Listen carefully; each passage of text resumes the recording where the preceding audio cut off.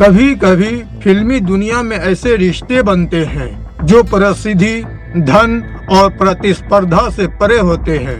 ये कहानी है दो ऐसे सितारों की। एक तरफ ट्रेजेडी किंग दिलीप कुमार और दूसरी तरफ ही मैन धर्मेंद्र। लेकिन ये दोस्ती कैसे शुरू हुई और एक ऐसा कौन सा लम्हा था जब धर्मेंद्र दिलीप कुमार के सामने बच्चे की तरह रो पड़े। आइए आज इस खूबसूरत दोस्ती की पूरी दास्तान सुनते हैं। स्पॉटलाइट में खड़े दो लेजेंड, एक नर्म लहजा, एक धीमी मुस्कुराहट, एक अभिनय का बादशाह, दूसरा सादगी की प्रतिमूर्ति। दिलीप साहब और धर्मेंद्र की दोस्ती ने पूरी इंडस्ट्री को हैरान किया, क्योंकि दोनों में उम्र का बड़ा फासला था, लेकिन दिलों के बीच की दूरी शून्य।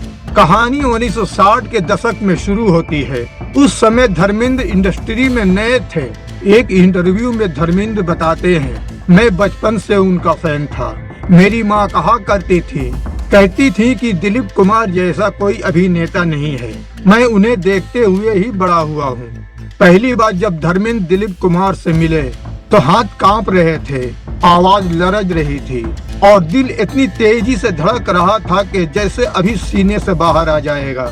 और दिलीप साहब ने क्या कहा? उन्होंने धीमे लहजे में मुस्कुरा कर कहा, तुम अच्छा करोगे, बहुत आगे जाओगे। मैं तुम्हारी आंखों में सच्चाई देख रहा हूँ। बस उसी दिन धर्मेंद्र के दिल में वह जगह बन गई जो जिंदगी भर कोई न ले सका। दिलीप कुमार धर्मेंद्र को हमेशा छोटा भाई कहते थे। जब भी कहीं मुलाकात होती, धर्मेंद्र दूर से चिल्लाकर बोलते, यूसुफ साहब, और दिलीप साहब मोहब्बत से जवाब देते, आ जाओ धर्म, कैसे हो? धर्मेंद्र हमेशा कहते, अगर फिल्म इंडस्ट्री में मेरा कोई गुरु है तो वह दिलीप साहब हैं। ये रिश्ता शिक्षक छात्र के रिश्ते से कहीं अधिक था। उन दोनों का सम्मान, प्यार और ईमानदारी सब स्वाभाविक था। इस घटना के बारे में बहुत कम लोग जानते हैं। एक तकरीब में धर्मेंद्र स्टेज पर दिलीप कुमार को ट्रिब्यूट दे रहे थे।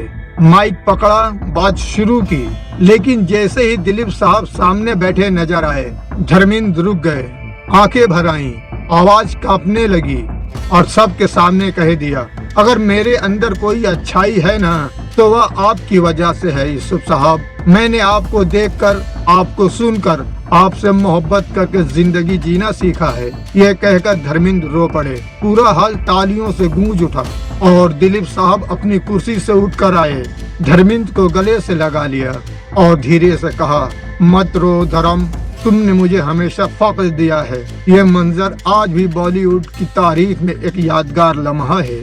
धर्मेंद्र अक्सर पॉली हिल में दिलीप साहब के घर जाते। सारा बानो उन्हें फैमिली मेंबर की तरह बैठाती। जब दिलीप साहब बीमार थे तो धर्मेंद्र रोजाना फोन करते, हालत पूछते और कई बार चोरी छुपके घर जाकर उन्हें देख आते। एक बार उन्होंने कहा था, जब मैं यूसुफ साहब के पास बैठता हूँ ना तो मुझे लगता है मैं अपने घर के किसी बुजुर्ग के पास बैठा हूँ। ये दोस्ती आम दोस्ती नहीं थी, ये दिलों की इबादत थी। जब दिलीप कुमार साहब आखिरी बार अस्पताल में थे, धर्मेंद्र मिलने गए, दरवाजे पर खड़े रहे। उनकी हिम्मत नहीं हो रही थी कि अंदर जाएं, आंखें बार बार नम हो रही थी। वह बस इतना बोले, दिल नहीं मानता कि यूसुफ साहब बिस्तर पर हों। वह पहाड़ की तरह मजबूत थे। ये धर्मेंद्र के दिल का दर्द था, जिंदगी भर की मोहब्बत, दोस्ती का वह दर्द जो आखिर तक साथ रहता है। दिलीप कुमार के निधन के बाद धर्मेंद्र ने कहा, आज मेरी जिंदगी से एक बड़ा हिस्सा चला गया। मेरा दिल बहुत खाली हो गया है। मैं उनकी कमी कभी पूरी नहीं कर सकूंगा। ये जुमला सुनकर लाखों लोगों की आंखें नम हो गई थी। ये थी दो लेजेंड की दोस्ती, एक ऐसी मिसाल जिसमें शोहरत भी थी, एहतराम भी, मोहब्बत भी थी, आंसू भी, और वह सच्चाई भी जो आज के जमाने में कम नजर आती है। अगर आपको ये कहानी पसंद आई तो दिल से लाइक और सब्सक्राइब करें, क्योंकि बॉलीवुड की ऐसी अनकही जज्बाती कहानियाँ हम आप तक लाते रहेंगे। मिलते हैं अगली वीडियो के साथ। धन्यवाद।